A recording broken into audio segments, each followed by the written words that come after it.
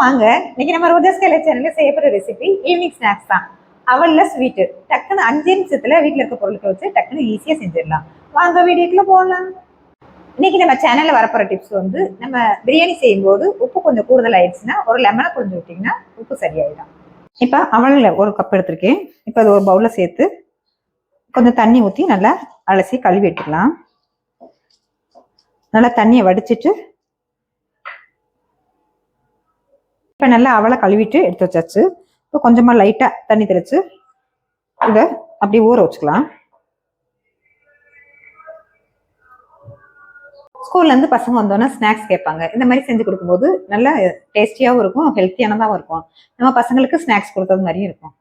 இப்போ அவல் ஸ்வீட் செய்கிறதுக்கு பால் காய்ச்சிக்கலாம். அதுக்கு நான் அடுப்பில் ஒரு சட்டியில் கொஞ்சமாக வெல்லம் பொடிச்சு வச்சுருக்கேன். அதை சேர்த்து 2 ஸ்பூன் தண்ணி ஊற்றி இதை பாகா காய்ச்சிக்கலாம்.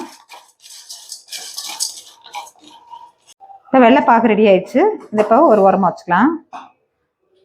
அடுத்ததா பேன்ல இப்போ பேன் நல்லா காஞ்சது கொஞ்சம் ஒரு 1/2 ஸ்பூன் நெய் சேர்த்து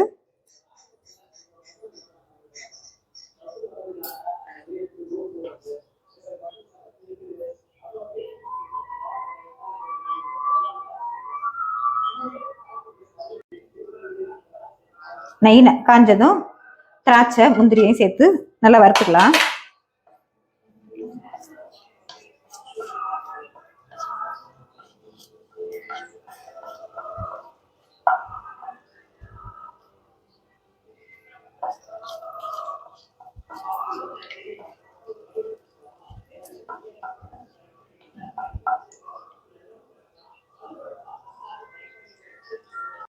திராட்சை முந்திரி நல்லா வறுப்பட்டு வந்ததும் 2 ஸ்பூன் தேங்காய் துருவலையும் சேர்த்துக்கலாம். அதை நல்லா அந்த நெய்யிலே வறுத்துட்டு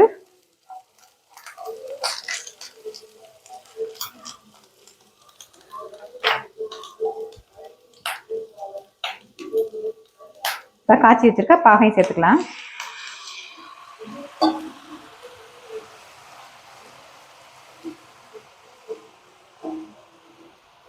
இப்ப நல்ல ஊறி இருக்கு அவளை ஒரு சின்ன அவளையும் சேர்த்துக்கலாம். இப்ப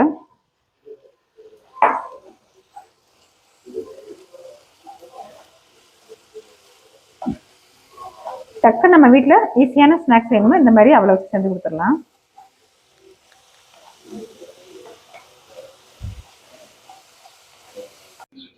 ஈஸியான முறையில் அவள் ரொம்ப டேஸ்டியா நல்லா எம்மியான அவல் ஸ்வீட்டு ரெடி ஆயிடுச்சு. இப்போ இதை ஒரு பவுலுக்கு மாத்திக்கலாம்.